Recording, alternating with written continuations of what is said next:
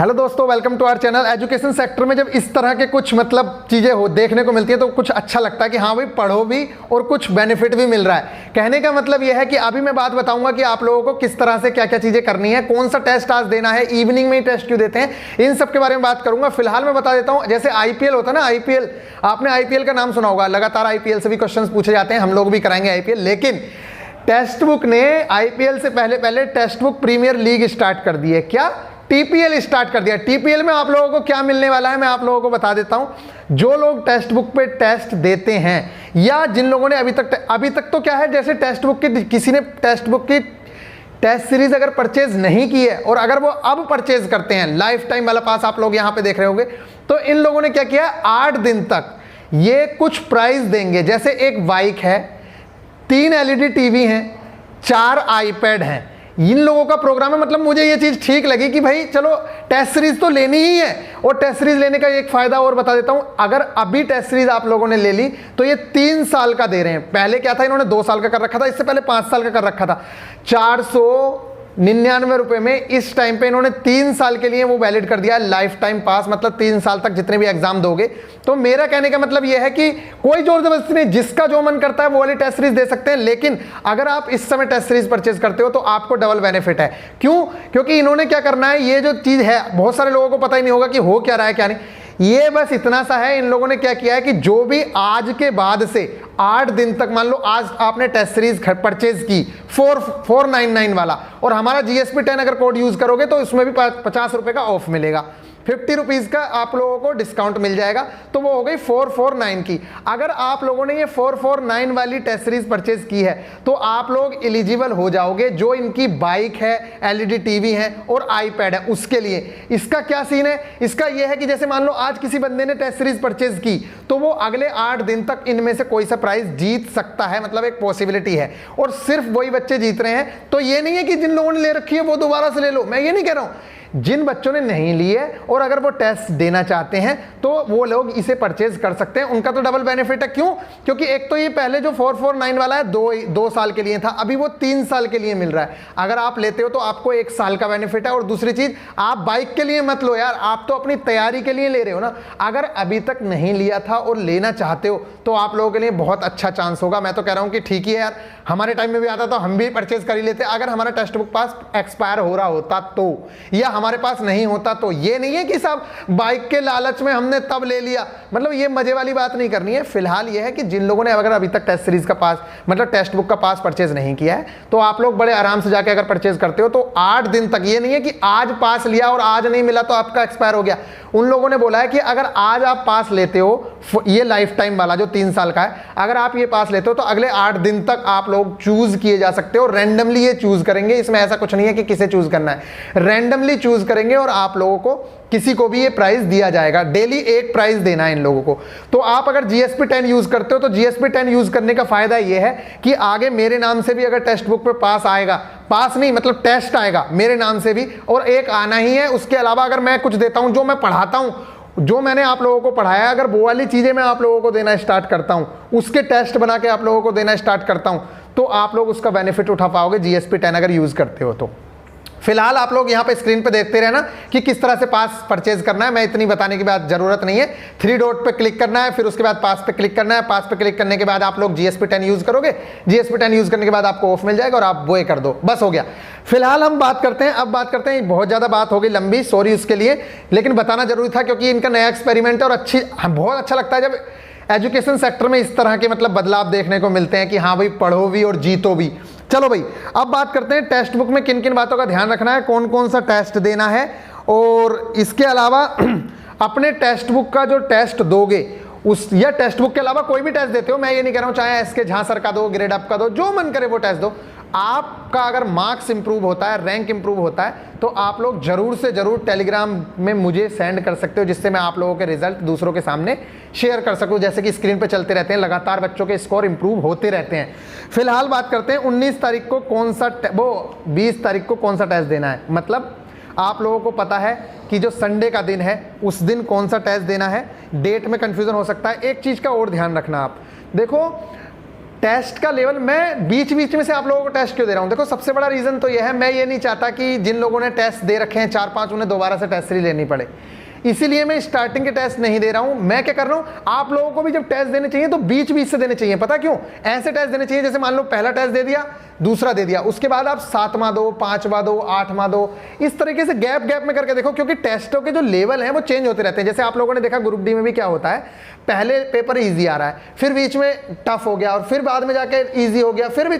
तो अगर आप बीच बीच के टेस्ट दोगे, टेस्ट कितने देने हैं ये इंपॉर्टेंट नहीं है, आप कम टेस्ट दो, 10 टेस्ट ही दो, चाहे पूरे टाइम में सिर्फ 10 टेस्ट दो जब तक पेपर नहीं होता। अगर आपने 10 टेस्ट भी अच्छे से दे लिए ना, तो मेन चीज क्या है यार, आपके मार्क्स इंप्रूव होने चाहिए, और वो मार्क्स तब इंप्रूव होंगे जब आप लोग एनालिसिस करोगे। और अगर आपने एनालिसिस किया, एनालिसिस नहीं किया, तो आपके ना मार्क्स। अभी ऐसे ऐसे बच्चे पढ़े हैं जो बच्चे मुझसे बोल रहे हैं भैया सारे टेस्ट खत्म हो गए, टेक्स्ट बुक के भैया हम सारे टेस्ट दे चुके हैं और हमारे मार्क्स आ रहे हैं 64, 50 मार्क्स आ रहे हैं। अगर तुम सारे टेस्ट दे चुके हो उसके बाद भी आप 50 और 60 के बीच में हो, तो बहुत गलत बात है, आप लोगों ने एनालिसिस नहीं किया है। अगर हमारे यहां बच्चा 10 टेस्ट का भी एनालिसिस कर लेता है ना, मतलब 1 महीने से भी वो जुड़ा है, हम 2 टेस्ट करवाते हैं हर बार, अगर वो 2 टेस्ट भी देता है हर बार और वो 1 महीने से जुड़ा है, तो उसका 100% 10 मार्क्स इंक्रीज हो चुके होंगे, कम से कम 10 मार्क्स इंक्रीज हो चुके होंगे, अगर उसने दिल लगा के पढ़ाई करी है। और दिल लगा के कम से कम बोल रहा हूं मैं, मैक्सिमम तो बच्चे 40 से 70 भी चले गए, 40 से 75 भी चले गए। मैं दिखा दूंगा आप लोगों को रिजल्ट, अभी टाइम नहीं मिल रहा है, आप लोगों के सामने रिजल्ट आने वाले हैं उन लोगों के, कि किस तरीके से उन लोगों ने मार्क्स इंप्रूवमेंट किया है। और आप लोग टेलीग्राम पे जाके देख सकते हो, टेलीग्राम का जो लिंक है वो डेली हर वीडियो के नीचे दिया रहता है, आप लोग डिस्क्रिप्शन में दिया रहता है, आप लोग वहां से, और टेक्स्ट बुक पास का भी लिंक वहीं पे दिया रहता है। सारी चीजों के लिंक जो है, प्लेलिस्ट बच्चे पूछते रहते हैं, प्लेलिस्ट का लिंक भी नीचे दिया रहता है।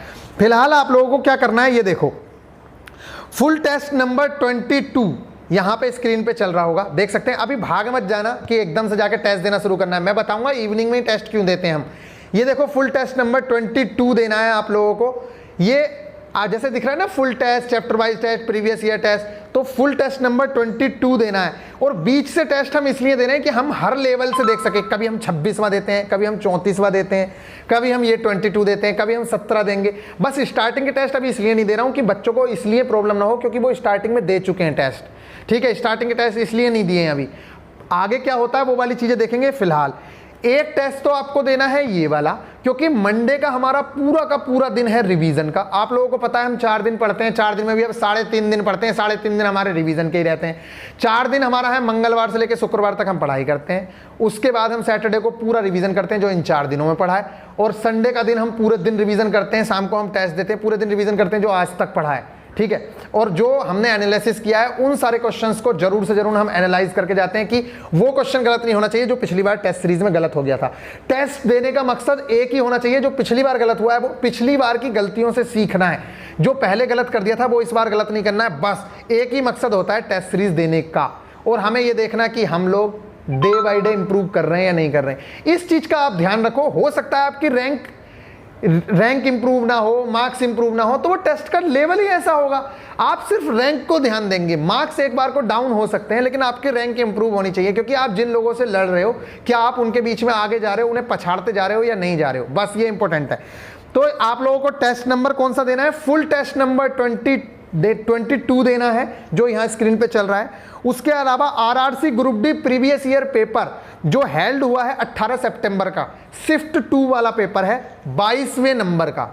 प्रीवियस ईयर भी 22 नंबर का देना है, फुल टेस्ट भी 22 नंबर का देना है। और टेस्ट देने के बाद इसके जो रिजल्ट्स होंगे, आप लोगों के मार्क्स इंप्रूव होते हैं नहीं होते हैं, पहले क्या रहा है, आप लोग जरूर से जरूर मुझे टेलीग्राम पे सेंड कर सकते हो। कैसे सेंड करना है मैंने आप लोगों को बता रखा है, जहां मैं सेंड करता हूं उस पर ग्रुप पे क्लिक करो। ग्रुप पे क्लिक करते ही जो एडमिन वाला ग्रुप है उस पर क्लिक करते ही मेरे पास मैसेज का आ जाता है आपके पास ऑप्शन, आप लोग मैसेज करके मुझे बता सकते हो।